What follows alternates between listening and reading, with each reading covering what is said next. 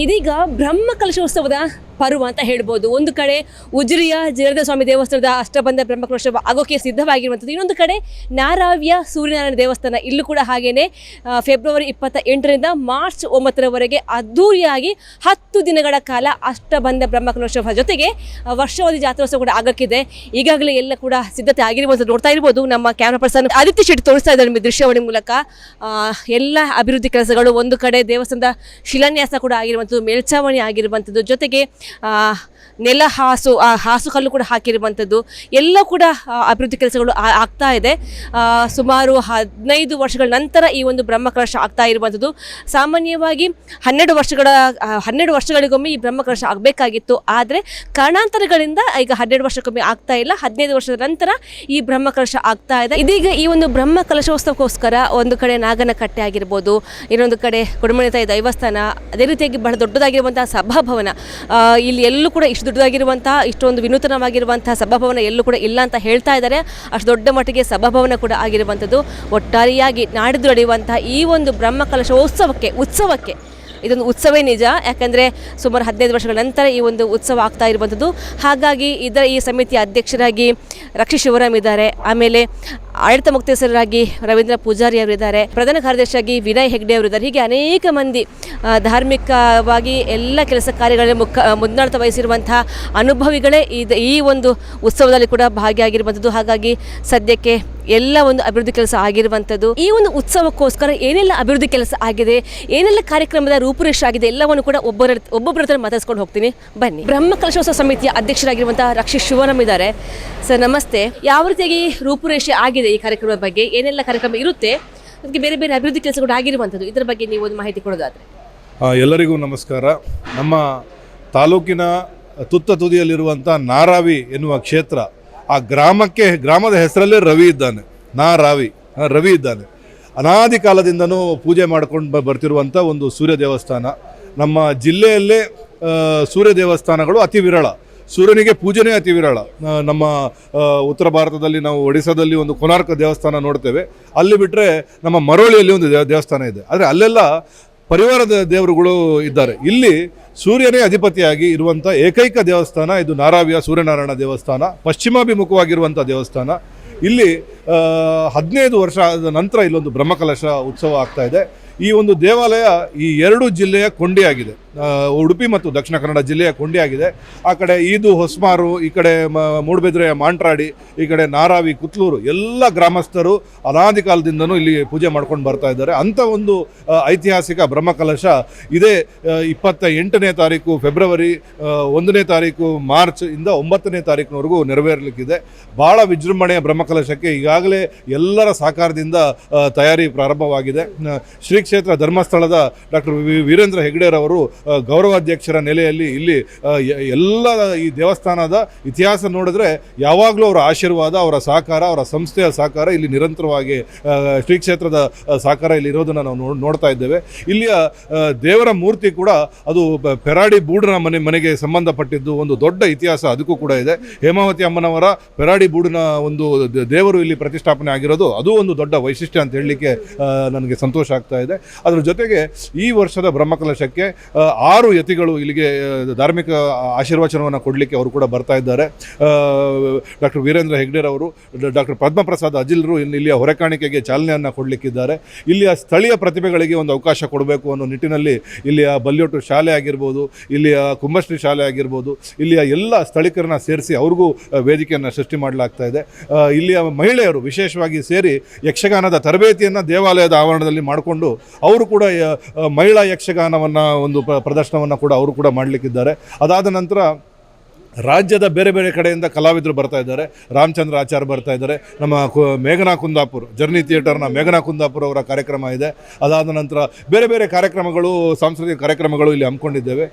ನಮ್ಮ ಹೊರೆಕಾಣಿಕೆ ವಿಶೇಷವಾಗಿ 50 ತಂಡಗಳ ಹೊರೆಕಾಣಿಕೆ, 800 ಭಜಕರು, 800 ಭಜನೆ ಮಾಡುವಂಥ ಯುವಕರು ಆ ಭಜನಾ ತಂಡದಲ್ಲಿ ಆ ಹೊರೆಕಾಣಿಕೆಯಲ್ಲಿ ಭಾಗವಹಿಸಲಿಕ್ಕಿದ್ದಾರೆ. ಸೂರ್ಯ ನಮಸ್ಕಾರ ಭಜನಾ ಅಂತಲೇ ಅದಕ್ಕೆ ಒಂದು ಶೀರ್ಷಿಕೆ ಅಡಿಯಲ್ಲಿ ಇಲ್ಲಿ ಒಂದು ಒಂದು ಭಜನಾ ಕಮ್ಮಟವನ್ನು ಆಯೋಜನೆ ಮಾಡಿದ್ದೇವೆ. ಬೇರೆ ಬೇರೆ ಬಂಟ್ವಾಳ, ಬೆಳ್ತಂಗಡಿ, ಗುರಾಯಿನ್ಕೆರೆ, ಈ ಕಡೆ ಈದು ಭಾಗದಿಂದ ಈ ಭಜಕರು ಆ ಕಾರ್ಯಕ್ರಮಕ್ಕೆ ಬರಲಿಕ್ಕಿದ್ದಾರೆ. ಇದೆಲ್ಲದರ ಜೊತೆಗೆ ಹೊರೆಕಾಣಿಕೆಗೆ ವಿಶೇಷವಾಗಿ ಬೆಳ್ತಂಗಡಿಯ ಎಲ್ಲ ದೇವಸ್ಥಾನದಿಂದ ಒಂದೊಂದು ಗಾಡಿನ ನೀವೇನಾದರೂ ಕಳಿಸ್ಕೊಡ್ಬೇಕು ಅಂತ ಕೇಳಿದ್ದೇವೆ. ಅವರು ಕೂಡ ಅದಕ್ಕೆ ಸಹಕಾರವನ್ನು ಕೊಡ್ತಿದ್ದಾರೆ. ಅದರ ಜೊತೆಗೆ ನಮ್ಮ ಉಸ್ತುವಾರಿ ಸಚಿವರು, ಉಡುಪಿಯ ಉಸ್ತುವಾರಿ ಸಚಿವರಾದ ಲಕ್ಷ್ಮೀ ಹೆಬ್ಬಾಳ್ಕರ್ ಅವರು, ರಾಮಲಿಂಗಾರೆಡ್ಡಿ ಅವರು ಕೂಡ 3 ಜನ ಈ ಕಾರ್ಯಕ್ರಮಕ್ಕೆ ಬರ್ತಾ ಇದ್ದಾರೆ. ಬೆಳ್ತಂಗಡಿಯಲ್ಲಿ ಈ 10 ದಿನ ವಿಶೇಷ, ಯಾಕಂತ ಹೇಳಿದ್ರೆ 3 ಕಡೆ ಬ್ರಹ್ಮಕಲಶ ಆಗ್ತಾ ಇದೆ. ನಮ್ಮ ನಾರಾವಿ, ಉಜಿರೆ, ನಮ್ಮ ಆ ಕಡೆ ಕಾರಿಂಜದಲ್ಲಿ 3 ಕಡೆ ಬ್ರಹ್ಮಕಲಶಗಳು ನೆರವೇರುತ್ತಲಿದೆ. ಅದರಿಂದ ಭಕ್ತಾದಿಗಳು ಅತಿ ಹೆಚ್ಚಿನ ಸಂಖ್ಯೆಯಲ್ಲಿ ಎಲ್ಲ ಕಡೆ ಹೋಗಬೇಕು. ಸೂರ್ಯನಾರಾಯಣ ದೇವಸ್ಥಾನಕ್ಕೆ ಯಾಕೆ ಬರಬೇಕು ಅಂತ ಹೇಳಿದ್ರೆ, ಸೂರ್ಯನಾರಾಯಣ ನಮ್ಮ ಜ್ಯೋತಿಷ್ಯದಲ್ಲಿ ಒಂದು ಆಧಿಪತ್ಯವನ್ನು ಹೊಂದಿರುವಂಥ ದೇವರು. ನಿಮಗೆ ಆರೋಗ್ಯದ ಸಮಸ್ಯೆ, ನಿಮಗೆ ಅಧಿಕಾರದ ಸಮಸ್ಯೆ, ನಿಮಗೆ ಶಕ್ತಿಯ ಸಂಕೇತ ಅದು ಸೂರ್ಯ. ನಾವು ದಿನನಿತ್ಯ ಕಣ್ಣಿಗೆ ಕಾಣುವ ದೇವರು ಯಾರು ಅಂತ ಹೇಳಿದ್ರೆ ಅದು ಸೂರ್ಯ. ನಾವು ತಲೆ ಎತ್ತು ನೋಡಿದ್ರೆ ಸೂರ್ಯನನ್ನು ನೋಡ್ಬೋದು. ಸೂರ್ಯ ನಮಸ್ಕಾರವನ್ನು ಮಾಡ್ತೇವೆ, ಸೂರ್ಯನಿಗೆ ಸಂಧ್ಯಾ ವಂದನೆಯನ್ನು ಮಾಡ್ತೇವೆ. ಆದ್ದರಿಂದ ಸೂರ್ಯನಿಗೆ ಒಂದು ಪ್ರಾಮುಖ್ಯತೆ ಇರುವಂಥ ದೇವಾಲಯ. ಆದ್ದರಿಂದ ಜ್ಯೋತಿಷ್ಯದಲ್ಲಿ ನಂಬಿಕೆ ಇಟ್ಟಿರುವಂಥವರು ಅಥವಾ ತಮ್ಮ ಜೀವನದಲ್ಲಿ ಏನಾದರೂ ಒಳ್ಳೆಯದಾಗಬೇಕು, ತಮಗೆ ಅಧಿಕಾರ ಬರಬೇಕು ಅಥವಾ ತಮ್ಮಲ್ಲಿ ಶಕ್ತಿ ಬರಬೇಕು, ನಿಮಗೆ ಆರೋಗ್ಯದಲ್ಲಿ ಏನಾದರೂ ಸಮಸ್ಯೆ ಇದ್ದರೆ ಈ ದೇವಸ್ಥಾನಕ್ಕೆ ಖಂಡಿತ ಬಂದು ಆ ಒಂದು ಐತಿಹಾಸಿಕ ಬ್ರಹ್ಮಕಲಶದಲ್ಲಿ ನೀವು ಪಾಲ್ಗೊಳ್ಬೇಕು ಅಂತ ಈ ಮಾಧ್ಯಮದ ಮುಖಾಂತರ ಎಲ್ಲರಲ್ಲ ನಾನು ಕೇಳ್ಕೊಳ್ತಾ ಇದ್ದೀನಿ. ಎಷ್ಟು ತಿಂಗಳಿಂದ ಎಷ್ಟು ಸಮಯದಿಂದ ಇದಕ್ಕೆ ತಯಾರಿ ಆಗ್ತಾ ಇದೆ ಅಂತ? ಇದಕ್ಕೆ ಒಂದು 6-7 ತಿಂಗಳಿಂದ ತಯಾರಿ ಆಗ್ತಾ ಇದೆ. ಆದರೆ ಈಗ ಅತಿ ಹೆಚ್ಚು ಜನರು ಇಲ್ಲಿ ಬಂದಿದ್ದಾರೆ.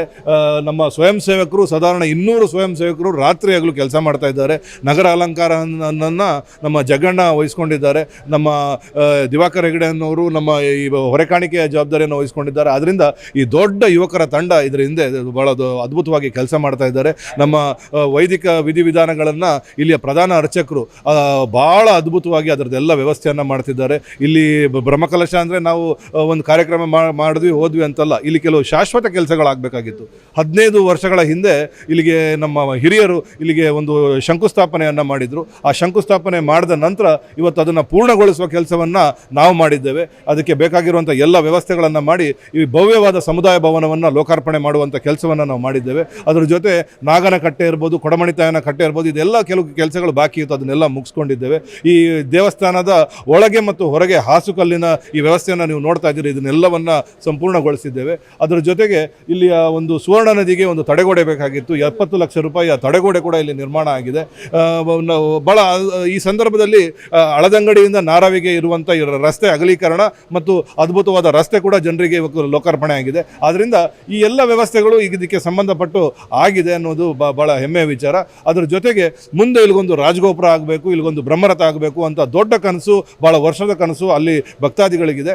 ದೇವರು ನಮಗೆ ಶಕ್ತಿ ಕೊಟ್ಟರೆ, ಆಶೀರ್ವಾದವನ್ನು ಮಾಡಿದ್ರೆ ಅದು ಕೂಡ ನಾವು ಮುಗಿಸ್ಬೇಕು ಅನ್ನೋ ಒಂದು ಇಚ್ಛೆ ಇದೆ. ಇದೀಗ ಈ ದೇವಸ್ಥಾನದ ಪ್ರಧಾನ ಅರ್ಚಕರಾಗಿರುವಂತಹ ಕೃಷ್ಣತಂತ್ರಿ ಅವರಿದ್ದಾರೆ. ನಮಸ್ತೆ ಅರ್ಚಕರೇ, ಇದರ ಇತಿಹಾಸ ಏನು, ಇಲ್ಲಿರುವಂತಹ ಕಾರಣಿಕ ಏನು, ಯಾವುದನ್ನು ನಂಬಿ ಬಂದರೆ ಇಲ್ಲಿ ದೇವರು ಅದಕ್ಕೆ ಒಂದು ಅಸ್ತು ಅಂತಾರೆ ಅನ್ನುವಂಥದ್ದು? ನಾರಾವಿ ಸೂರ್ಯನಾರಾಯಣ ದೇವಸ್ಥಾನ ಎನ್ನುವಂಥದ್ದು ಬಹಳ ವಿಶೇಷ ಮತ್ತು ವಿಶಿಷ್ಟ, ಎಲ್ರಿಗೂ ಗೊತ್ತಿರುವಂಥ ವಿಚಾರಗಳು. ಸಾಧಾರಣ 800 ವರ್ಷಗಳ ಇತಿಹಾಸ ಇರುವಂತಹ ಕ್ಷೇತ್ರ ನಮ್ಮ ನಾರಾವಿ ಸೂರ್ಯನಾರಾಯಣ ಕ್ಷೇತ್ರ ಅಂತ. ಆಗಿನ ಕಾಲಘಟ್ಟದಲ್ಲಿ ಇಲ್ಲೇ ನಾರಾವಿಯಲ್ಲಿ ಇರುವಂತಹ ನಾವು ಗುತ್ತು ಮನೆತನ ಅಂತ ಏನು ಹೇಳ್ತೇವೋ ಅದರಲ್ಲಿ 1ನೇ ಗುತ್ತು ಮನೆತನದ ರಾಮೇರ ಗುತ್ತು ಎನ್ನುವಂತಹ ಮನೆಯಲ್ಲಿ ರಮಾದೇವಿ ಎನ್ನುವಂಥ ಒಂದು ಸಾಧ್ವಿ ಇದ್ದರು ಅಂತ. ಅವರು ದಿನನಿತ್ಯ ಸೂರ್ಯನ ದರ್ಶನವಾಗದೆ ಯಾವುದೇ ಅನ್ನ ಆಹಾರ ಸ್ವೀಕಾರ ಮಾಡ್ತಿರಲಿಲ್ಲ. ಕೆಲವು ಸಂದರ್ಭಗಳಲ್ಲಿ, ಎಲ್ಲ ಸಂದರ್ಭಗಳಲ್ಲಿ ಸೂರ್ಯ ಉದಯ ಆದರೂ ಕೂಡ ಹಗಲಲ್ಲಿ ಸೂರ್ಯ ಉದಯ ಆಗೇ ಆಗ್ತದೆ. ಆದರೆ ಸೂರ್ಯ ದರ್ಶನ ಎಲ್ಲ ಸಂದರ್ಭಗಳಲ್ಲಿ ಆಗ್ತದೆ ಅಂತ ಹೇಳಲಿಕ್ಕಾಗೋದಿಲ್ಲ.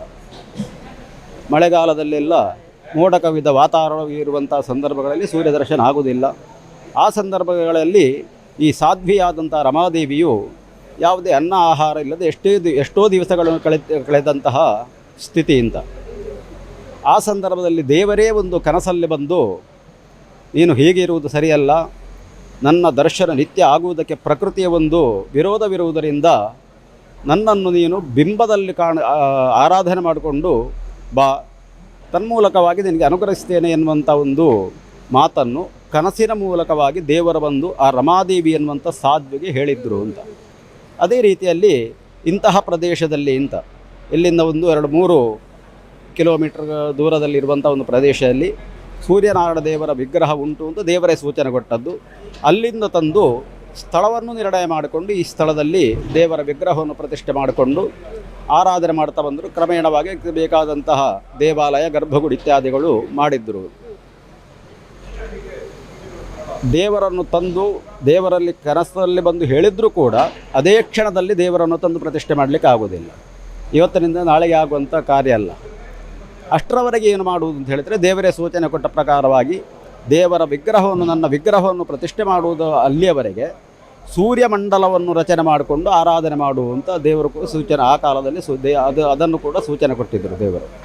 ಅದೇ ರೀತಿಯಾಗಿ ಪಂಚವರ್ಣಗಳಿಂದ 5 ಬಣ್ಣಗಳಿಂದ ಮಣ್ಣಿಗೆ ಕೂಡ ಹೆಸರುಂಟು, ಪಂಚವರ್ಣದ ಮಣ್ಣು ಅಂತ ಮಣ್ಣಿಗೆ. ಆ 5 ಬಣ್ಣಗಳಿಂದ ಮಂಡಲ ರಚನೆಯನ್ನು ಮಾಡಿ ಸೂರ್ಯಮಂಡಲದಲ್ಲಿ ದೇವರನ್ನು ಆರಾಧನೆ ಮಾಡುತ್ತಿರುವಂಥ ಸಂದರ್ಭ ಅರ್ಚಕರಿಗೆ, ಪೂಜೆ ಮಾಡುತ್ತಿರುವಂಥ ಅರ್ಚಕರಿಗೆ ಒಂದು ಆವೇಶ ಆಯಿತು. ಯಾವುದು ಏನು ಅಂತ ಗೊತ್ತಿಲ್ಲ ಅಂತ. ಈ ರಮಾದೇವಿ ಅನ್ನುವಂಥ ಸಾಧ್ವಿ ಮತ್ತು ಅವರ ಮನೆಯವರ ಕಾಲದಲ್ಲಿ ಆ ಸಂದರ್ಭದಲ್ಲಿ ಆವೇಶವಾದಂಥ ವಟುವಲ್ಲಿ ಅರ್ಚಕರಲ್ಲಿ ಕೇಳಿದ್ರಂತೆ, ಯಾರು ನೀನು ಅಂತ. ಆವಾಗ ಆ ಅರ್ಚಕರು ಹೇಳಿದಂಥ ವಾಕ್ಯ ನಾ ರವಿ ಅಂತ, ಅಂದರೆ ನಾನು ರವಿ, ಮತ್ತು ಅದೇ ಹೆಸರು ಊರಿಗೆ ಬಂತು, ನಾರಾವಿ ಎನ್ನುವಂತಹ ಹೆಸರು ಊರಿಗೆ ಬಂತು ಅಂತ. ತದನಂತರ ಗರ್ಭಗುಡಿಯನ್ನು ನಿರ್ಮಾಣ ಮಾಡಿಕೊಂಡು ದೇವರ ಸೂಚನೆ ಕೊಟ್ಟಂಥ ಪ್ರದೇಶದಲ್ಲಿದ್ದಂಥ ದೇವರ ವಿಗ್ರಹವನ್ನು ತಂದು ಇಲ್ಲಿ ಪ್ರತಿಷ್ಠಾಪನೆ ಮಾಡಿ ಆರಾಧನೆ ಮಾಡಿಕೊಂಡು 800 ವರ್ಷಗಳ ನಮಗೆ ಐತಿಹ್ಯ ಇರುವಂತೆ 800 ವರ್ಷಗಳ ಇತಿಹಾಸ ಅಂತ. ಅಂತಹ ಸೂರ್ಯನಾರಾಯಣ ದೇವರು ಎಲ್ರಿಗೂ ಗೊತ್ತೇ. ಆರೋಗ್ಯಕ್ಕೆ ಅಧಿಪತಿ ಯಾರು ಅಂತ ಹೇಳಿದರೆ, ಒಂದೊಂದು ದೇವರಿಗೆ ಒಂದೊಂದು ಕಾರಕತ್ವ. ವಿಘ್ನವನ್ನು ಗಣಪತಿ ದೇವರ ಪರಿಹಾರ ಮಾಡ್ತಾರೆ, ವಿದ್ಯೆಯನ್ನು ಸರಸ್ವತಿ ದೇವಿ ಕೊಡ್ತಾರೆ, ಸಂಪತ್ತನ್ನು ಲಕ್ಷ್ಮೀ ದೇವಿ ಕೊಡೋದು. ಹಾಗೆ ಸೂರ್ಯನಿಗೆ ಮತ್ತು ನಾಗದೇವರಿಗೆ, 2 ದೇವರಿಗೆ ಆರೋಗ್ಯಕ್ಕೆ ಕಾರಕತ್ವ ಹೊಂದಿರುವಂಥ ದೇವತೆಗಳು ಅಂತ. ಮನುಷ್ಯನ ಶರೀರದಲ್ಲಿರುವಂಥ ನರನಾಡಿಗಳು ಚೈತನ್ಯಭರಿತವಾಗಿ ಕೆಲಸ ಮಾಡಬೇಕು ಅಂತ ಹೇಳಿದರೆ ಪ್ರಧಾನವಾಗಿ ಸೂರ್ಯನ ಕಿರಣಗಳು ಮನುಷ್ಯನ ಮೈ ಮೇಲೆ ಬೀಳ್ತಾ ಇರಬೇಕು. ಅದು ಮನುಷ್ಯನಾಗಲಿ, ಸಸ್ಯರಾಶಿಗಳೇ ಆಗಲಿ, ಪ್ರಾಣಿ ಪಕ್ಷಿಗಳೇ ಆಗಲಿ, ಸೂರ್ಯನ ಬಿಸಿಲು ಕಿರಣ ಎಷ್ಟು ನಮ್ಮ ಮೈ ಮೇಲೆ ಬೀಳುವುದು ಕಡಿಮೆ ಆಗ್ತಾ ಹೋಗ್ತದೋ ಅಷ್ಟು ನಮಗೆ ರೋಗಗಳು ಹೆಚ್ಚಾಗ್ತಾ ಹೋಗುವುದು ಅಂತ. ಸೂರ್ಯನ ಕಿರಣಕ್ಕೆ ಅಷ್ಟು ಶಕ್ತಿ ಉಂಟು ಅಂತ. ಉದಾಹರಣೆಗೆ ಒಂದು ಸತ್ಯವನ್ನು ನಟ್ಟರು ಕೂಡ ಅದಕ್ಕೆ 7 ದಿವಸ, 1 ವಾರ, 4 ದಿವಸ ಬಿಸಿಲು ಬೀಳದೆ ಹೋದರೆ ಕ್ರಮೇಣ ಅದು ಬಾಡಿಕೊಂಡು ಸತ್ತು ಹೋಗ್ತದೆ. ಅಂದರೆ ಸೂರ್ಯನ ಕಿರಣಕ್ಕೆ ಅಷ್ಟು ಶಕ್ತಿ ಉಂಟು ಅಂತ. ನಮಗೆ ಉದಾಹರಣೆ ಪ್ರತ್ಯಕ್ಷವಾಗಿ ತುಳಸಿ ಗಿಡ ನಡ್ತೇವೆ ನಾವು. ತುಳಸಿ ಗಿಡಕ್ಕೆ ಕೂಡ ನಾವು ಯಾವುದೇ ಒಂದು ಮುಚ್ಚುವುದಿಲ್ಲ, ಯಾಕಂದರೆ ಸೂರ್ಯನ ಬಿಸಿಲು ಅದಕ್ಕೆ ಬೀಳಬೇಕು ಅಂತ. ಅಷ್ಟು ಶಕ್ತಿ ಇರುವಂತಹ ಸೂರ್ಯನಾರಾಯಣ ದೇವರನ್ನು ಆರಾಧನೆ ಬಿಂಬರೂಪದಲ್ಲಿ ಬಿಂಬ ಮಧ್ಯೆಯಲ್ಲಿ ಆರಾಧನೆ ಮಾಡಿಕೊಂಡು ನಮಗೆ ದೇವತಾ ಅನುಗ್ರಹ ಪಡೆದುಕೊಳ್ಳುವುದಕ್ಕೆ ಇರುವಂಥ ವಿಶಿಷ್ಟವಾದಂಥ ಕ್ಷೇತ್ರ ಸೂರ್ಯನಾರಾಯಣ ದೇವರ. ಉಳಿದಂತೆ ಜಗತಃ ಕರ್ಮ ಸಾಕ್ಷಿ, ಇಡೀ ಜಗತ್ತಿಗೆ ಸಾಕ್ಷಿಯಾಗಿರುವಂಥ ದೇವರು ಕೂಡ ಸೂರ್ಯನಾರಾಯಣ ದೇವರು, ಸೂರ್ಯಚಂದ್ರರ ಸಾಕ್ಷಿ ಅಂತ. ಯಾಕೆಂದು ಹೇಳಿದರೆ ಉದಯಾತ್ ಅಸ್ತಮಾನ ಪರ್ಯಂತರವಾಗಿ ನಭೋಮಂಡಲದಲ್ಲಿ ಕಾಣಲಿಕ್ಕೆ ಸೇರುವಂಥ ಪ್ರತ್ಯಕ್ಷ ದೇವರು ಸೂರ್ಯನಾರಾಯಣ ದೇವರು ಅಂತ. ಆದ್ದರಿಂದ ಸಾಕ್ಷಿಯಾಗಿ ನಾವು ತಗೊಳ್ಳೋದು ಕೂಡ ಅದಕ್ಕೇನೆ, ಸೂರ್ಯಚಂದ್ರರು ಪ್ರತ್ಯಕ್ಷವಾಗಿ ಕಾಣುವಂಥ ದೇವರಾದದ್ದರಿಂದ. ಮತ್ತೊಂದು ಮಾನಸಿಕವಾಗಿ ನಾವು ಆಣೆ ಪ್ರಮಾಣ ಮಾಡುವಾಗ ಹೇಳೋದುಂಟು, ಸೂರ್ಯ ಸಾಕ್ಷಿ, ಚಂದ್ರ ಸಾಕ್ಷಿ ಅಂತ. ಮತ್ತು ತಂದೆ ತಾಯಿಯನ್ನು ಸಾಕ್ಷಿಯಾಗಿ ತಗೊಳ್ತೇವೆ. ಅದು ಪ್ರತ್ಯಕ್ಷವಾಗಿ ದೇವರು, ಅದು ಸೂರ್ಯದೇವರು, ಚಂದ್ರದೇವರು ಮತ್ತು ತಂದೆ ತಾಯಿ. ಅಂತಹ ಸೂರ್ಯನಾರಾಯಣ ದೇವರನ್ನು ನಾವು ವಿಶೇಷವಾಗಿ ಆರೋಗ್ಯ ಪ್ರಾಪ್ತಿಗೋಸ್ಕರವಾಗಿಯೂ ಮತ್ತು ನಾವು ಮಾಡುವಂಥ ಒಳ್ಳೆ ಕೆಲಸಕ್ಕೆ ದೇವರು ನಿತ್ಯ ಸಾಕ್ಷಿಯಾಗಿ ಇರಬೇಕು ಅಂತ ಸಂಕಲ್ಪದಲ್ಲಿ ನಿರಂತರವಾಗಿ ಆರಾಧನೆ ಮಾಡಿಕೊಂಡು ಬಂದರೆ ನಮಗೆ ಪ್ರಧಾನವಾಗಿ ಆರೋಗ್ಯ ಸಿದ್ಧಿ ಆಗ್ತದೆ. ಎಷ್ಟೋ ಉದಾಹರಣೆಗಳಿದೆ. ಆರೋಗ್ಯದ ವಿಚಾರವಾಗಿ ದೇವರ ಹತ್ರ ಪ್ರಾರ್ಥನೆ ಮಾಡಿಕೊಂಡು ಆರೋಗ್ಯವನ್ನು ಗುಣ ಆಗುವುದಿಲ್ಲ ಎನ್ನುವಂಥ ಕಾಯಿಲೆಗಳು, ರೋಗಗಳು ಗುಣ ಆಗಿದ್ದು ಎಷ್ಟೋ ಇದೆ. ಮತ್ತು ದೃಷ್ಟಿದೋಷ ಮತ್ತು ಸಂತಾನ ವಿಹೀನತೆ ಇರುವಂಥವರಿಗೆ ಸಂತಾನ ಪ್ರಾಪ್ತಿಗೋಸ್ಕರವಾಗಿ ಮತ್ತು ವಿವಾಹ ಪ್ರತಿಕೂಲತೆಗಳು, ಅಂದರೆ ಪ್ರಾಯಕ್ಕೆ ಸರಿಯಾಗಿ ವಿವಾಹ ನಡೆಯದೇ ಇರುವಂಥ ಸಂದರ್ಭದಲ್ಲಿ ದೇವರ ಹತ್ರ ನಂಬಿಕೆ, ಶ್ರದ್ಧೆ, ಭಕ್ತಿ, ಪ್ರೀತಿ, ವಿಶ್ವಾಸವನ್ನು ಇಟ್ಟು ಅನನ್ಯ ಭಕ್ತಿಯಿಂದ ದೇವರ ಹತ್ರ ನಾವು ಪ್ರಾರ್ಥನೆ ಮಾಡಿಕೊಂಡು ಹೋದರೆ ದೇವರು ಅನುಗ್ರಹ ಮಾಡ್ತಾರೆ ಎನ್ನುವಂಥ ನಂಬಿಕೆಯೂ ಇದೆ, ಉದಾಹರಣೆಗಳು ಕೂಡ ಇದೆ. ಇತ್ತೀಚೆಗೆ 1-2-3 ವರ್ಷದಿಂದ ಅವರು ಹೊರದೇಶದಲ್ಲಿದ್ದಾರೆ. ತುಮಕೂರಿನ 2 ಗಂಡ ಹೆಂಡತಿ, ಅವರಿಗೆ ಆರೋಗ್ಯ ಸರಿ ಇರಲಿಲ್ಲ. ಗಂಡನಿಗೆ ಅಲ್ಲಿ ಆರೋಗ್ಯ ತಪಾಸಣೆ ಮಾಡುವಾಗ ಕ್ಯಾನ್ಸರ್ ಅಂತ ಗೊತ್ತಾಯಿತು. 2ನೇ ಸ್ಟೇಜಲ್ಲಿದೆ, ವೈದ್ಯರು ಹೇಳಿದರು 2ನೇ ಸ್ಟೇಜಲ್ಲಿದೆ ಅಂತ.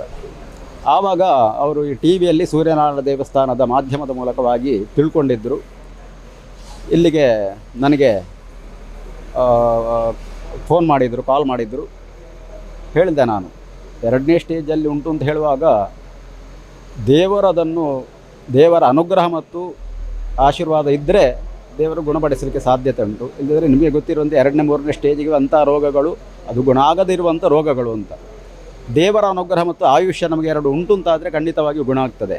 ದೇವರಿಗೆ ಒಂದು ಚಿನ್ನದ ದೃಷ್ಟಿ ಕೊಡ್ತೇವೆ ಅಂತ ಹೇಳಿ ಒಂದು ಪ್ರಾರ್ಥನೆ ಮಾಡಿಕೊಳ್ಳಿ. ಚಿನ್ನದ ದೃಷ್ಟಿಯ ಪ್ರಮಾಣ ನಾವು ಹೇಳುವುದಿಲ್ಲ, ಅದು ನಿಮಗೆ ಬಿಟ್ಟದ್ದು. ಆದರೆ ದೇವರ ದೃಷ್ಟಿ ಚಿನ್ನದ ಆಗಿರಬೇಕು, ಪ್ರಮಾಣ ನೀವು ನಿರ್ಣಯ ಮಾಡಿ ದೇವರ ಹತ್ರ ಒಂದು ಪ್ರಾರ್ಥನೆ ಮಾಡಿಕೊಳ್ಳಿ ಅಂತ ಹೇಳಿದೆ. ಅದೇ ಪ್ರಕಾರವಾಗಿ ಅವರು ಪ್ರಾರ್ಥನೆ ಮಾಡಿಕೊಂಡ್ರು.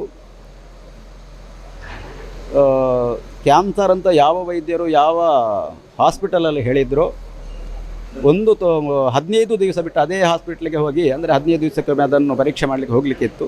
ಹೋಗುವಾಗ ಅದರ ಯಾವುದೇ ಲಕ್ಷಣವೇ ಇಲ್ಲ ಅಂತ ರಿಪೋರ್ಟ್ ಬಂತು. ಅವರಿಗೆ ಆಶ್ಚರ್ಯ ಆಯಿತು, ನಮಗೂ ಕೂಡ ಆಶ್ಚರ್ಯವೇ. ಯಾಕೆಂತ ಹೇಳಿದ್ರೆ ಗುಣ ಆಗದಿರುವಂಥ ಕಾಯಿಲೆಗಳು ಗುಣ ಆಗೋದು. ಸಾಮಾನ್ಯವಾಗಿ ಬೇರೆ ರೋಗಗಳು ಈ ನರಕ್ಕೆ ಸಂಬಂಧಪಟ್ಟದ ಕೆಲವು ಗುಣಗಳು ಸಹಜವಾಗಿ ಗುಣ ಆಗುವಂಥದ್ದು. ಆದರೆ ಗುಣ ಆಗದೇ ಇರುವಂಥ ಕಾಯಿಲೆಗಳು ಗುಣ ಆಗುವುದು ಅದು ದೇವರ ಅನುಗ್ರಹದಿಂದ ಮಾತ್ರ ಸಾಧ್ಯ ಅಂತ. ಅವರು ಈಗ ದೃಷ್ಟಿ ಮಾಡಿಸಿ ಅರ್ಚಕರೇ ಅದರ ಉಳಿದ ಹಣ ಕೊಡ್ತೇವೆ 25,000 ಈಗ ಕೊಟ್ಟಿದ್ದಾರೆ. ಅವರು ದುಬೈಯಲ್ಲಿ ಏನು ಇದ್ದಾರೆ. ಅಂತಹ ಉದಾಹರಣೆಗಳು ಬೇಕಾದಷ್ಟು ಬೆಂಗಳೂರಿನವರು ಬೇರೆ ಬೇರೆ ಕಡೆಗಳಿಂದ ಈ ಕ್ಷೇತ್ರಕ್ಕೆ ಬಂದು ದೇವರ ಹತ್ರ ಪ್ರಾರ್ಥನೆ ಮಾಡಿಕೊಂಡು ಕೆಲವು ಆರೋಗ್ಯದ ವಿಚಾರವಾಗಿರ್ಬೋದು, ಸಂತಾನದ ವಿಚಾರವಾಗಿರ್ಬೋದು, ವಿವಾಹದ ವಿಚಾರವಾಗಿರ್ಬೋದು, ಮತ್ತು ಅವರವರು ಮಾಡುವಂಥ ವೃತ್ತಿ ಕ್ಷೇತ್ರದ ವಿಚಾರವಾಗಿರಬಹುದು, ಇಂತಹ ಬೇರೆ ಬೇರೆ ಇಷ್ಟಾರ್ಥಗಳನ್ನು ಮತ್ತು ಇಷ್ಟಾರ್ಥಗಳನ್ನು ಸಿದ್ಧಿ ಮಾಡಿಕೊಳ್ಳುವುದಕ್ಕೋಸ್ಕರವಾಗಿ, ದೋಷಗಳನ್ನು ಪರಿಹಾರ ಮಾಡಿಕೊಳ್ಳುವುದಕ್ಕೋಸ್ಕರವಾಗಿ, ಆರೋಗ್ಯದ ರಕ್ಷಣೆಗೋಸ್ಕರವಾಗಿ ಈ ರೀತಿಯಾಗಿ ದೇವರನ್ನು ನಿರಂತರವಾಗಿ ಎಲ್ಲ ಊರಿನಿಂದ ಬಂದು ಕ್ಷೇತ್ರದಲ್ಲಿ ಆರಾಧನೆ ಮಾಡಿಕೊಂಡು ಪ್ರಾರ್ಥನೆ ಮಾಡಿಕೊಂಡು ಬರ್ತಾ ಇದ್ದಾರೆ. 2011ರಲ್ಲಿ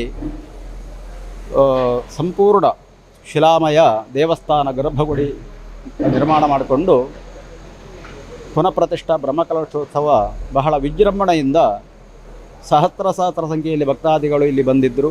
ಆ ಸಂದರ್ಭದಲ್ಲೂ ಕೂಡ ಒಳ್ಳೆ ರೀತಿಯಲ್ಲಿ ಆ ದೇವರ ಪ್ರತಿಷ್ಠಾ ಬ್ರಹ್ಮಕಲಶೋತ್ಸವ ನಡೆದಿದೆ. ಆಗಮಶಾಸ್ತ್ರದ ಪ್ರಕಾರವಾಗಿ 12 ವರ್ಷಗಳಿಗೊಮ್ಮೆ ಕ್ಷೇತ್ರದಲ್ಲಿ ಅಷ್ಟಬಂಧ ಬ್ರಹ್ಮಕಲಶೋತ್ಸವ ಎಲ್ಲ ನಡೆಸಬೇಕು ಎನ್ನುವಂಥದ್ದೊಂದು ಶಾಸ್ತ್ರ. ಅದೇ ರೀತಿಯಾಗಿ 12 ವರ್ಷಕ್ಕೆ ಆಗಲಿಲ್ಲ. ಈಗ 2011ರಲ್ಲಿ ಆದ್ದು ಈಗ 26ನೇ ಇಸ್ವಿಗೆ ಬಂದಿದ್ದೇವೆ. 2-3 ವರ್ಷ ಅದು ವಿಳಂಬವಾಯಿತು ಬೇರೆ ಬೇರೆ ಕಾರಣಗಳಿಂದ. ಈ ವರ್ಷ ದೇವರಿಗೆ ಅಷ್ಟಬಂಧಾದಿ ಬ್ರಹ್ಮಕಲಶೋತ್ಸವವನ್ನು ಮಾಡಿ ಊರಿಗೆ ಮತ್ತು ಎಲ್ಲ ನಮ್ಮ ತಾಲೂಕು, ಜಿಲ್ಲೆ, ರಾಜ್ಯಕ್ಕೆ ಒಳ್ಳೆಯದಾಗಬೇಕು ಎನ್ನುವಂಥ ಪ್ರಾರ್ಥನೆ. ಯಾಕೆಂತ ಹೇಳಿದರೆ ಕೇವಲ ನಮಗೆ ಮಾತ್ರ ಒಳ್ಳೆಯದಾಗಬೇಕು ಅಲ್ಲ, ನಮ್ಮ ಊರಿಗೆ ಮಾತ್ರ ಒಳ್ಳೆಯದಾಗಬೇಕು ಅಂತ ಮಾಡಲಿಕ್ಕೆ ಮಾಡುವುದಿಲ್ಲ. ಯಾಕಂದರೆ ಸೂರ್ಯ ಎನ್ನುವಂಥ ಸೂರ್ಯನಾರಾಯಣ ದೇವರು ಎನ್ನುವಂತಹ ಶಕ್ತಿ ಇಡೀ ಪ್ರಪಂಚಕ್ಕೆ ಇರುವಂಥ ದೇವರು ಅಂತ. ಇಲ್ಲಿಗೊಂದು ಸೂರ್ಯ ಬೇರೆ, ಬೆಂಗಳೂರಿಗೊಂದು ಸೂರ್ಯ ಬೇರೆ, ಹೊರ ದೇಶಕ್ಕೆ ಒಂದು ಸೂರ್ಯ ಬೇರೆ. ಹೊರ ದೇಶಕ್ಕೆ ಸೂರ್ಯ ಉದಯಾಸ್ತಮಾನ ಗಂಟೆಗಳಲ್ಲಿ ವ್ಯತ್ಯಾಸ ಆಗಿರುವ ದೇವರು ಒಂದೇ. ಆದ್ದರಿಂದ ಸರ್ವೇ ಜನಾಃ ಸುಖಿನೋ ಭವಂತು ಎನ್ನುವಂಥ ಮಾತು ಎಲ್ಲ ಜನರಿಗೂ, ಎಲ್ಲ ಊರಿಗೂ, ಎಲ್ಲ ದೇಶಕ್ಕೂ ಒಳ್ಳೆಯದಾಗಲಿ ಎನ್ನುವಂಥ ಒಂದು ವಿಶೇಷವಾದಂಥ ಆಶಯ, ಭಕ್ತಿಯಿಂದ, ಪ್ರಾರ್ಥನೆಯೊಂದಿಗೆ 12 ವರ್ಷಗಳ ನಡೆಯುವಂಥ ಬ್ರಹ್ಮಕಲಶೋತ್ಸವವನ್ನು ನಾಳೆ ಇದೇ ಬರುವ ಫೆಬ್ರವರಿ 28ನೇ ತಾರೀಕಿನಿಂದ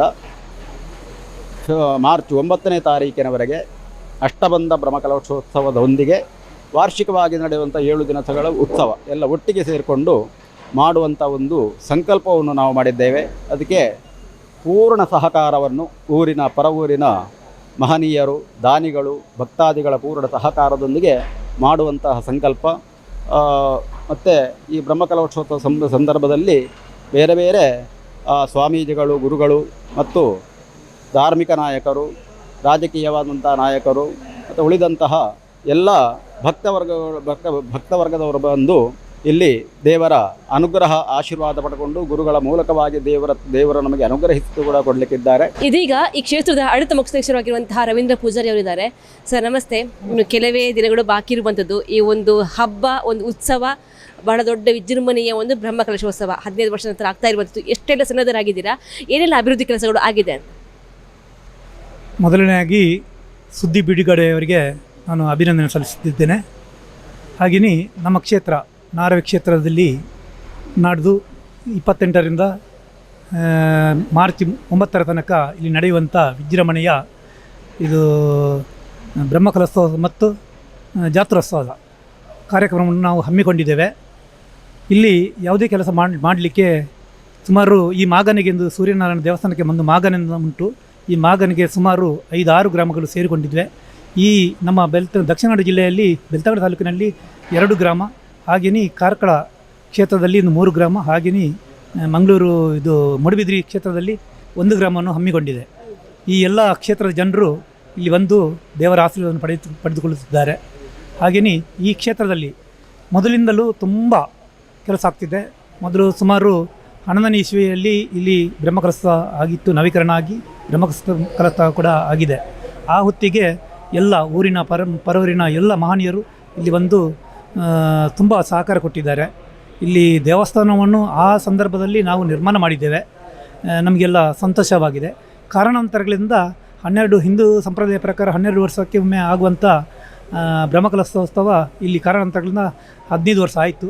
ಈ ಬಾರಿ ಅದೊಂದು ಯೋಗ ಭಾಗ್ಯ ಅಂತ ಹೇಳ್ಬೋದು. ನಮ್ಮ ಆಡಳಿತ ಸಮಿತಿಗೆ ಕೂಡ ಭಾಗ್ಯ ಸಿಕ್ಕಿದೆ. ಓಕೆ, ಏನೆಲ್ಲ ಅಭಿವೃದ್ಧಿ ಕೆಲಸ ಆಗಿದೆ? ಒಂದು ಕಡೆ ನಾಗನಕಟ್ಟೆ, ಕೊಡಮಣಿತ ದೇವಸ್ಥಾನ ಎಲ್ಲ ಕೂಡ ಆಗಿರುವಂಥದ್ದು. ಇದಾಗಿ ಎಷ್ಟು ಸಮಯ ಆಯಿತು? ಇದಕ್ಕೆಲ್ಲ ಖರ್ಚು ವೆಚ್ಚ ಎಲ್ಲ ಹೇಗೆ? ಈಗ ತಾನೇ ನಾನು ಹಿಡಿಬೇಕಾ? ಈಗ ತಾನೇ ನೀವು ನಾಗನಕಟ್ಟೆ ಅಂತ ಹೇಳಿದ್ರಿ. ಸುಮಾರು ಒಂದು 50, 60, 70 ವರ್ಷದ ಹಿಂದೆ ನಮ್ಮ ಸುವರ್ಣ ನದಿಯ ಬದಿಯಲ್ಲಿ ಒಂದು ನಾಗನಕಟ್ಟೆ ಇತ್ತು. ಆ ನಾಗನಕಟ್ಟೆ ಈ ಮಂಗಗಳ ಹಾವಳಿಯಿಂದ ಅಲ್ಲಿ ತುಂಬ ಡ್ಯಾಮೇಜ್ ಆಗಿದೆ. ಸುಮಾರು 9 ಕಲ್ಲು ಡ್ಯಾಮೇಜ್ ಆಗಿ ಇದ್ದುದರಿಂದ ಇಲ್ಲಿ ಊರಿನ ಎಲ್ಲ ಗ್ರಾಮದವರಿಗೆ ಅಲ್ಲಿಯ ದೋಷ ಉಂಟಂತ ಕಾಣ್ತಿತ್ತು. ಆ ಪ್ರಕಾರ ನಾವು ವೇದಮೂರ್ತಿ ಭಟ್ರ ಹತ್ರ ಕೇಳಿ ಅದರ ಬಗ್ಗೆ ನಾವು ತಿಳ್ಕೊಂಡಿದ್ದೇವೆ, ಪ್ರಶ್ನೆ ಹಾಕಿದ್ದೇವೆ. ಅದನ್ನು ಕೂಡಲೇ ಸರಿ ಮಾಡಬೇಕಂತ ಹೇಳಿದರು. ಹಾಗೆ ನಮ್ಮ ಸಮಿತಿಯಲ್ಲಿ ಇಟ್ಟು ಅದರ ಬಗ್ಗೆ ನಾವು ಆಲೋಚನೆ ಮಾಡಿ ಅದನ್ನು ನಿರ್ಮಾಣ ಮಾಡಿದ್ದೇವೆ. ಸುಮಾರು ಒಂದು 7-7.5 ಲಕ್ಷ ರೂಪಾಯಿ ಖರ್ಚಾಗಿದೆ. ಹಾಗೆಯೇ ನಮ್ಮ ದೇವಸ್ಥಾನ ಎಲ್ಲೂ ಕೂಡ ದೇವಸ್ಥಾನದ ಒಳಗಿಂದ ಬರುವುದು ಕಡಿಮೆ. ದೇವಸ್ಥಾನದ ಭಂಡಾರ ಇಲ್ಲಿ ನಮ್ಮದು ಮೊದಲು ಹೊರಗಡೆ ಇತ್ತು. ಏನೋ ಬ್ರಹ್ಮಕಲಶ 11ನೇ ಇಸ್ವಿಯಲ್ಲಿ ಬ್ರಹ್ಮಕಲಶ ಆಗುವ ಹೊತ್ತಿಗೆ ಒಳಗಡೆಯಿಂದ ನಿರ್ಮಾಣ ಮಾಡಿದ್ದಾರೆ. ಏನಂತ ಗೊತ್ತಿಲ್ಲ ನನಗೆ ಸರಿಯಾಗಿ. ಅದು ತಪ್ಪಂತಾಗಿದೆ. ಈಗ ಅದನ್ನು ನಾವು ಹೊರಗಡೆ ನಿರ್ಮಾಣ ಮಾಡಿದ್ದೇವೆ. ಓಕೆ, ಒಟ್ಟಾರೆಗೆ ಎಲ್ಲ ಅಭಿವೃದ್ಧಿ ಕೆಲಸಗಳು ಸರಸಗಟ್ಟವಾಗಿ ಆಗಿರುವಂಥದ್ದು. ಒಟ್ಟು ಎಷ್ಟು ಲಕ್ಷ ವೆಚ್ಚ ಆಯಿತು ಕಂಪ್ಲೀಟಾಗಿ ಒಂದು ಅಭಿವೃದ್ಧಿ ಮಾಡುವ ಕೆಲಸಕ್ಕೋಸ್ಕರ? ಈ ಬಾರಿ ಬ್ರಹ್ಮಕಲಶ ಮತ್ತು ಜಾತ್ರೋತ್ಸವ ಈ ಸಂದರ್ಭದಲ್ಲಿ ನಾವು ಬರೀ ದೇವಸ್ಥಾನದ ಬಗ್ಗೆ ಮಾತಾಡೋದಾದರೆ ಸುಮಾರು 1 ಕೋಟಿ ವೆಚ್ಚ ಖರ್ಚಾಗ್ತದೆ, ಖಂಡಿತವಾಗಿ ಖರ್ಚಾಗ್ತದೆ. ಅಂದರೆ ದೇವಸ್ಥಾನದ ಒಳಗಡೆ ತುಂಬ ಕೆಲಸ ಇತ್ತು, ಎಲ್ಲ ಮಾಡಿದ್ದೇವೆ. ಇಲ್ಲಿ ನಾನು ನಿಂತಿರುವಂಥ ಜಾಗದ ಕೂಡ ಅದು ಹಾಸುಕಲ್ಲು, ಅದು ಕೂಡ ಒಂದು ಕೊಡುಗೆಯಾಗಿ ಅಯ್ಯಪ್ಪ ಸ್ವಾಮಿನವರು ಕೊಟ್ಟಿದ್ದಾರೆ. ಅವರ ನಿಧಿಯಿಂದ ಸುಮಾರು 9 ಲಕ್ಷ ರೂಪಾಯಿ ವೆಚ್ಚವನ್ನು ಖರ್ಚು ಮಾಡಿದ್ದಾರೆ. ಹಾಗೆಯೇ ಒಳಗಡೆ ಕೂಡ ನಮ್ಮ ಹಾಸುಕಲ್ಲು ಅದು ತೀರ್ಥಮಂಟಪ ತುಂಬ ಎತ್ತರ ಇರುವುದರಿಂದ ಅದನ್ನು ತೀರ್ಥಮಂಟಪವನ್ನು ಸ್ವಲ್ಪ ಎತ್ತರ ಮಾಡಬೇಕು. ತೀರ್ಥಮಂಟಪ ಎತ್ತರ ಇದ್ದದರಿಂದ ಅಲ್ಲಿ ತೀರ್ಥವನ್ನು ತೆಗೆದುಕೊಳ್ಳಲಿಕ್ಕೆ ಯಾರಿಗೂ ಕೂಡ ಸಾಧ್ಯವಾಗ್ತಿರಲಿಲ್ಲ. ಹಾಗೆ ತೀರ್ಥಮಂಟಪದ ಫೌಂಡೇಶನನ್ನು ಸ್ವಲ್ಪ ಸುಮಾರು 9 ಇಂಚನ್ನು ಏರಿಕೆ ಮಾಡಿದೆ ನಾವು. ಈಗ ಸರಳತೆ ಎಲ್ಲ ಒಳ್ಳೆಯ ರೀತಿಯಲ್ಲಿ ಆಗಿದೆ. ಅಲ್ಲಿ ಕೂಡ ಅಲ್ಲಿ ಬದಿಯಲ್ಲಿ ಇರುವಂಥ ಒಂದು ನಾಗನ ಕೂಡ ಅದು ಕೂಡ ಒಂದು ಡ್ಯಾಮೇಜ್ ಇತ್ತು. ಅದನ್ನು ಕೂಡ ಪ್ರತಿಷ್ಠಾಪನೆ ಮಾಡುವಂಥ ಕೆಲಸವನ್ನು ಮಾಡಿದ್ದೇವೆ. ನೀವು ಎಷ್ಟು ಉತ್ಸುಕರಾಗಿದ್ದೀರಿ ಈ ಒಂದು ಉತ್ಸವಕ್ಕೋಸ್ಕರ ಅಂತ? ಅದೇ ನಾನು ಮೊದಲು ಹೇಳಿದ ಹಾಗೆ ಇದು ಯೋಗನ ಭಾಗ್ಯ ಅಂತ ಹೇಳ್ಬೋದು. ಯಾಕೆಂದರೆ ನಾನು ದೇವಸ್ಥಾನ ಕಟ್ಟುವ ಸಂದರ್ಭದಲ್ಲಿ ನಾನು ಆ ಸಮಿತಿಯಲ್ಲಿ ಸದಸ್ಯನಾಗಿದ್ದೆ. ಈ ಸರಿ ನಾನು ಅಧ್ಯಕ್ಷನಾಗಿದ್ದೇನೆ. ತುಂಬ ಸಂತೋಷವಾಗ್ತದೆ. ಅಲ್ಲದೆ ಈ ಯೋಗ ಭಾಗ್ಯ ಖಂಡಿತವಾಗಿ ಯಾರಿಗೂ ಕೂಡ ಸಿಗುವುದಿಲ್ಲ. ಮುಂಚಿನ ಈ ದೇವಸ್ಥಾನ ಕಟ್ಟಿದ ನಂತರ ಒಂದು 3-4 ಮಂದಿ ಅಧ್ಯಕ್ಷರಾಗಿದ್ದರು. ಅವರು ಕೂಡ ತುಂಬ ಸೇವೆಯನ್ನು ಮಾಡಿದ್ದಾರೆ. ಅದರಲ್ಲಿ ಕಲ್ಮಸ 2 ಮಾತಿಲ್ಲ. ಒಬ್ಬೊಬ್ಬರು ಅಧ್ಯಕ್ಷರಾಗುವ ಸಂದರ್ಭದಲ್ಲಿ ಆ ಸಮಿತಿಯವರು ಸೇರಿಕೊಂಡು ತುಂಬ ಕೆಲಸವನ್ನು ಮಾಡಿದ್ದಾರೆ. ಹಾಗೆ ನನಗೂ ಕೂಡ ಒಂದು ಹಠ ಛಲ ಅಂತ ಖಂಡಿತವಾಗಿ ಉಂಟು. ಎಲ್ಲರಿಗೂ ಗೊತ್ತಿದ್ದಂಥ ವಿಚಾರ. ರವೀಂದ್ರ ಪೂಜಾರಿ ಯಾವುದೇ ಒಂದು ಕೆಲಸಕ್ಕೆ ಕೈ ಹಾಕಿದರೆ ಖಂಡಿತವಾಗಿ ಈಡೇರಿಸ್ತದಂತ ಎಲ್ಲರಿಗೂ ಗೊತ್ತಿದ್ದಂಥ ವಿಚಾರ. ಆ ರೀತಿ ನನ್ನನ್ನೇ ಇಲ್ಲಿ ಅಧ್ಯಕ್ಷನಾಗಿ ನೇಮಕ ಮಾಡಿದ್ದಾರೆ. ಯಾವುದೇ ಜಾತ್ರಾ ಮಹೋತ್ಸವ ಆಗಲಿ ಅಥವಾ ಬ್ರಹ್ಮಕಲಶ ಆಗಲಿ ಅದರ ಕೇಂದ್ರ ಬಿಂದು ಅಂತ ಹೇಳಿದ್ರೆ ಅದು ಹೊರೆಕಾಣಿಕೆ. ಇದೀಗ ಇದೇ ನಾರಾವಿಯ ಬ್ರಹ್ಮಕಲಶೋತ್ಸವಕ್ಕೆ ಹೊರೆಕಾಣಿಕೆಯ ಸಂಚಾಲಕ ಆಗಿರುವಂತಹ ಧೀರಜ್ ಜೈನ್ ಇದ್ದಾರೆ. ಸರ್, ಬಹಳ ದೊಡ್ಡ ಮಟ್ಟಿಗೆ ಒಂದು ಈ ಬ್ರಹ್ಮಕಲಶೋತ್ಸವ ಆಗ್ತಾ ಇರುವಂಥದ್ದು, ಇದಕ್ಕೆ ಹೊರೆಕಾಣಿಕೆಯ ಸಂಪೂರ್ಣ ಉತ್ಸವ ನಿಮ್ಮ ಮೇಲೆ ಇರುವಂಥದ್ದು. ಸೊ ಯಾವ ಥರ ಎಲ್ಲ ಅದಕ್ಕೆ ವ್ಯವಸ್ಥೆಗಳು ಆಗಿರುವಂಥದ್ದು, ಏನೆಲ್ಲ ತಯಾರಿ ಆಗಿದೆ ಅಂತ? ಇದು ಸೂರ್ಯನಾರಾಯಣ ಯುವಕ ಮಂಡಲಕ್ಕೆ ಈ ಜವಾಬ್ದಾರಿಯನ್ನು ಕೊಟ್ಟಿದ್ದಾರೆ. ಇದರ ಸಂಚಾಲಕನಾಗಿ ನಾನು ಆಯ್ಕೆಯಾಗಿದ್ದೇನೆ.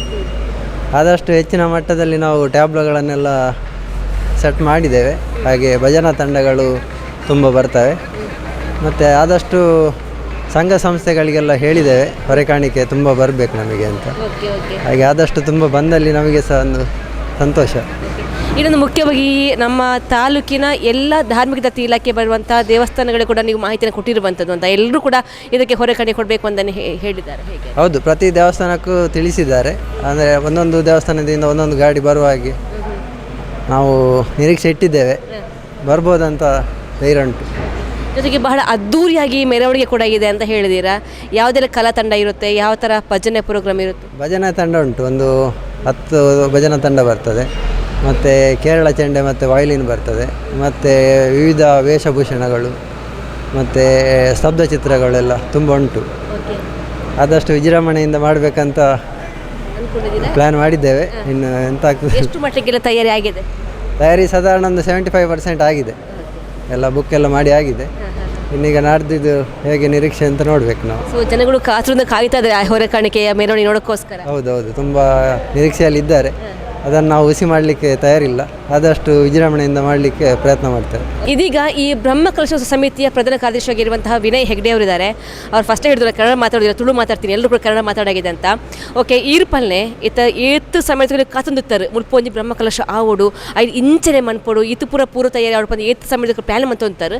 ಸೊ ಇತ್ತೆ ಪ್ರಧಾನ ಕಾರ್ಯದರ್ಶಿ ಆದುಲ್ಲರು ಈ ಒಂದು ನೆಟ್ಟಿಗೆ ಇದಾದ ಪನ್ಪರು ಬಹುಶಃ ಇದಕ್ಕೇನು ಒಂಜಿ ಪ್ರಶ್ನೆ ಭಾರಿ ಉತ್ತಮವಾಯಿನವು. ದಯಬಂಡ ಪ್ರತಿ ದೇವಸ್ಥಾನಡ್ಲ 12 ವರ್ಷಕ್ಕೆ ರಾಮನಂಚಿತ್ನ ಬ್ರಹ್ಮಕಲಶ ಕಾರಣಾಂತರದಿಂದ ಕಾರಣತೋಡ್ದ ಅದು ಅವು ಆತುಜಿ ಐಕೆ ಏರ್ಲ ಕಾರಣತ್ತು ಬಹುಶಃ ದೇವರನ್ನ ಒಂಜಿ ಏರೆಗ್ಲ ಅವಕಾಶ ಕೊರ್ತುಜೇರಾರು ಅತ್ತು ಮಾತೆರ್ಲ ಕೊರ್ತೆರ ಅಂಡಲ್ಲಿ ಮಾತೆರ್ನ ಸಹಕಾರ ಇತ್ತು ದಾಯಿಗೆ ಆತುಜಿಂದ ಒಂಜಿ ನಿಗೂಢವಾಯಿನ ಕ್ವಶನ್ ಅವು ಎಂಕ್ಲ ಬೇಜಾರುಂಡು ಅಂಡ ತೊಂದರೆಜಿ ನಮ್ಮ ಊರ್ದಾಗ್ಲು ಪೂರ ಐಕ್ ಸಹಕಾರ ಅನಿಲ ಮಲ್ದಿರು ಇತ್ತೆಲ್ಲ ಮಲ್ತೊಂದುಲ್ಲೇರು ಅಂಚಾದಿಪ್ಪುನಗೆ ಎಂಗುಲಿತ್ತೆ ಸಡನ್ ಆದವೇನು ಬ್ರಹ್ಮಕಲಶಕ್ಕೆ ಒಂಜಿ ಡೇಟ್ ಇದು ಇಡಿಮಟ್ಟ ಎತ್ತದಿಂದಿತ್ತೆ ಪೂರ ಬೇಲೆ ಆವೊಂದುಂಡು ಸಾಧಾರಣ ಅಕಡೆ ಪೂರ ಪನ್ಲೆಕನಿ ನಮ್ಮನ ನಾಗನವಾಡು ಬಾಕಿ ಆತಿತ್ತು ನಾವು ಅಂಚೆನಿ ನಮ್ಮನ ಅದು ಒಂದೆತ್ತ ಫ್ಲೋರಿಂಗ್ ಮಿತ್ ಒಂದೆತ್ತ ನಮ್ಮನ ಅವು ಆತಂಡು ಬೊಕ್ಕ ನಾಗನ ಉಲಾಯ್ದ ನಾಗನ ಬೊಕ್ಕ ಕುಡಮಂದನ ಉಲ ಹಿಡಿತನ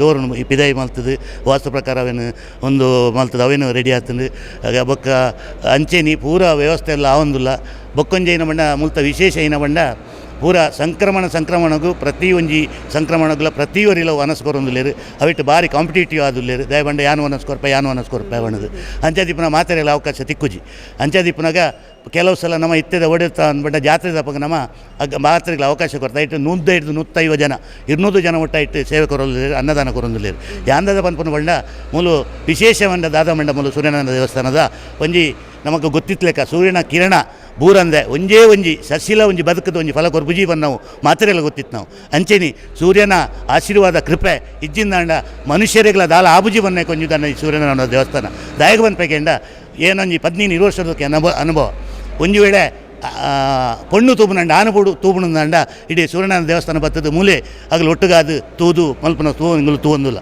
ಅಂಚೆನಿ ನಮ್ಮನ ಸಂತಾನ ಭಾಗ್ಯ ಇಜ್ಜಿಂದ ಮೂಲು ಬತ್ತದ ಪ್ರಾರ್ಥನೆ ಮಲ್ತಂದ ಅಗ್ಲಿಗೆ ಸಂತಾನ ಭಾಗ್ಯ ಆಪನಂದಲ್ಲ ಮೂಲು ಒಂಜಿ ಬಾರಿ ಒಂಜಿ ಒಂದುಂಡು ಮಾತು ಉಂಡು ಅಂಚೆನಿ ಬೊಕ್ಕೊಂಜೇನ ಬಂಡ ಫಸ್ಟ್ಗೆ ಮದ್ಮೆ ಆಪನಗಲು ಇಡೇ ಬತ್ತದ ತೂಪೇರಂದಲ್ಲ ಬೊಕ್ಕ ಅವೇನು ರಡ್ಡು ವಿಷಯ ಪಂಡಿರಕ್ಕ ಬೊಕ್ಕ ಕುಡಂಜೈನ ಬಂಡ ಪ್ರತಿಯೊಂದು ಮನುಷ್ಯ ಮೂಲ ಬತ್ತದು ಅವೇನು ಪ್ರಾರ್ಥನೆ ಮಲ್ತಂದ ಅದಕ್ಕೆ ಸರಿಯಾಯಿನ ಪ್ರತಿಕೆಗೆ ನಮ್ಮ ಸೂರ್ಯದೇವರು ಕೊರ್ಪೇರು ವನ್ನಕ್ಕೆ ಪ್ರತಿಫಲ ಆರೆ ಕೊರ್ಪೇರು ವನ್ನಕ್ಕೆ ಉದಾಹರಣೆ ಭಾರಿ ದುಂಬುಡು 2-3 ವರ್ಷದ ದಿಂಚಿ ಬರೊಂದಿತ್ತನ ಒಂಜಿ ಹಿಸ್ಟ್ರಿ ಉಂಡು ನೆಕ್ ಅಂಚಿನಿ ನನ್ನಲ ಪೂರ ನಮ್ಮ ದಾಯಪನ್ ಒಂದೇನು ಮುಲ್ತು ಅನ್ನದಾನ ಸೇವೆ ಆವಡು ಅತ್ತಂದ ದೇವರನ್ನ ದರ್ಶನ ಆವಡು ಅತ್ತಂದ ಒಂಜಿ ಪ್ರಾಬ್ಲಮ್ ಬರ್ತದೆ ಮೂಲು ದರ್ಶನ ಮಲ್ತದು ಒಂಜಿ ಸೇವೆ ಕೊರ್ದು ಭಟ್ರೆಡ ಒಂಜಿ ಪ್ರಾರ್ಥನೆ ಮಲ್ತದು ಪೋಯರ್ನಂಡ ಅದೇ ಕೆಲಸ ಪೂರ ಈಡೇರೊಂದು ಪನ್ನ ಒಂಜಿ ಜನಕುಳ್ಳ ಒಂಜಿ ಭಾವನೆ ಉಂಡು ಅಂಚಿನಿ ಆವೊಂದುಂಡು ಅಂಚಿನಿ ಈ ಸಲ ನಮ್ಮನ ಅಂಜೇನ ಉಂಡ ಒಂದು ಸಂಕ್ರಮಣ ಬೊಕ್ಕ ಜಾತ್ರೆ ದಪ್ಪಗ ನಮಗೆ ಅವಕಾಶ ತಿಕ್ಕುಜಿ ಬಣ್ಣದು ನಮ್ಮ ಬ್ರಹ್ಮಕಲಸದ ಅನ್ನದಾನ ಸೇವಾದಾತ್ರೆಗೆ ಎಂಗ್ಲಿಗೂ ಅವಕಾಶ ಉಂಡು ಏತ್ತು ಜನಕಲ ಕೊರೊಲಿ ಅಕಲ್ನ ಏನ ಬಂಡ ಏನ ಒಂಜಿ ಬಯಕೆ ಉಂಡು ಅವೇನ ಆಯ್ತು ಈಡೇರಿಸವಲ್ಲಿ ದಯವಂಡ ಒಂದು ದಯವಂತ ಬಂಡ ಸಂಕ್ರಾಂತಿಗೆ ಕ್ಯೂಲಿರಿ ಯಾನ್ ಕೊರ್ಪೆ ಬಣ್ಣದು ಜಾತ್ರೆಗೆ ಈ ಸರಿ 200 ಜನ ನಮ್ಮ ಲೀಸ್ಟ್ ಮಲ್ದ ಅಗಲು ಕೊರೊಂದುಲ್ಲೇರು ಬಟ್ ಇತ್ತ ದಯವನ್ನು ಬಂಡ 16 ವರ್ಷಗಾರನ ಬ್ರಹ್ಮಕಲಸದೊಟ್ಟಿಗೂ ಅಗಲ ಅಂಚಿತ್ನ ಸೇವೆ ಈ ದೇವಸ್ಥಾನಕ್ಕೂ ಕೊರ್ಬನ ಹೆಂಚಿನ ಸೇವೆ ಉಂಡ ಅವೇನು ಕೊರ್ರಂಗಳೊಂಜಿ ಮುಕ್ತ ಒಂಜಿ ಅವಕಾಶ ಕೊರ್ತ ಅವೇನು ಮಾತ್ರ ಪ್ರಯೋಜನ ಪಡೆಯೊಂದು ಈ ದೇವಸ್ಥಾನದೆಲ್ಲಂಜಿ 28 ಮಾರ್ಚ್ ಒರ್ಮ ಮುಟ್ಟ ನಡಪುನ ವಿಷಯ ಬ್ರಹ್ಮಕಲದ ವಿಷಯ ಪೂರ ರೀತಿಡ್ಲ ಎಂಗ್ಲಿಗೆ ಸಹಾಯ ಮಲ್ತೊಂದು ಅತ್ತಿನ ದೇವಸ್ಥಾನ ನಮಕ್ಕಂದತ್ತು ದೇವಸ್ಥಾನದ ಆ ದೇವರನ್ನ ಪ್ರೀತಿಗೆ ಪಾತ್ರೊಂದು ಕೇನೊಂದು ಅಂಚೆನಿ ಬೊಕ್ಕ 1 ತಾರೀಕು 14 ತಾರೀಕಿಗೆ ಪ್ರತಿ ವರ್ಷ ಏಕರಾತ್ರಿ ಭಜನೆ ಉಂಡು ಐಕ್ 14 ವಿಜೃಂಭಣೆಯಿಂದ ನಡಪುಂಡು ಐಕ್ಲ ಮಾತಿರ್ಲ 14 ತಾರೀಕು ಏಕರಾತ್ರಿ ಭಜನೆಗಳ ಸಾಕಾರ ಮಲ್ಪುಡು ಅನ್ನೋದು ಏನೊಂದು ಎನ್ನ ಪಾತ್ರ ಅಡ್ಡು ಪಾತ್ರ ಮುಗಿತು. ಪ್ರತಿಯೊಬ್ಬರು ಕಾಯ್ತಾ ಇರುವಂತೆ ಇದೆ ಫೆಬ್ರವರಿ 28ರಿಂದ ಮಾರ್ಚ್ 9ರವರೆಗೆ ಅದ್ಧೂರಿಯಾಗಿ 10 ದಿನಗಳ ಕಾಲ ಬ್ರಹ್ಮಕಲಶೋತ್ಸವ ಆಗ್ತಾ ಇದೆ. ಹಾಗಾಗಿ ಪ್ರತಿಯೊಬ್ಬರು ಕೂಡ ಬಂದು ಈ ದೇವರ ಕೃಪೆಗೆ ಪಾತ್ರರಾಗಿ ಕೇಳಿಕೊಳ್ತಾ ಕ್ಯಾಮ್ರಾ ಪರ್ಸನ್ ಆದಿತ್ಯ ಶೆಟ್ಟಿ ಜೊತೆಗೆ ಶ್ರೇಯಸ್ ಶೆಟ್ಟಿ, ಸುದ್ದಿ ನ್ಯೂಸ್, ನಾರಾವಿ, ಬೆಳ್ತಂಗಡಿ.